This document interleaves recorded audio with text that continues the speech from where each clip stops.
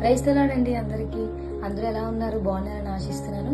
అయితే చాలా మంది మనలో దేవుడు నన్ను చూస్తున్నాడా, దేవుడు నా మాట వింటున్నాడా, దేవుడు నా ప్రార్థన ఆలకిస్తున్నాడా, అసలు నా స్థితిగతులు ఆయన నిజంగానే తెలుసుకొని ఉన్నాడా అని చెప్పి ఆలోచిస్తూ ఉంటారు. అయితే ఇంకొక విషయం ఏంటంటే, మనం ఉన్న స్థితిని, మనం ఏ స్థితిలో అయితే బ్రతుకుతున్నామో, అది కష్టాలైనా నష్టాలైనా ఎటువంటి వ్యాధి బాధలైనా సరే మనం ఒకటి జ్ఞాపకం చేసుకోవాలి, ఆయన కృప మనల్ని ఇంకా విడిచిపోలేదు.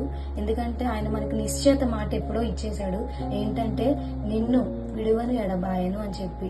ఎందుకంటే నిన్ను ఎప్పటికీ విడవడు, అలాంటి సందేహమే లేదు. ఎందుకంటే ఈ లోకం నీకు సందేహమైన మాటలు నీకు చెప్పొచ్చు, నిన్ను ప్రేమిస్తానని చెప్పొచ్చు, కొన్ని రోజులకు నేను ప్రేమించకపోవచ్చు, నీతో ఉంటానని చెప్పొచ్చు, కానీ లోకం ఒకవేళ మరణం మనల్ని ఆశిస్తే వాళ్ళు మళ్ళీ విడిచిపోతారు.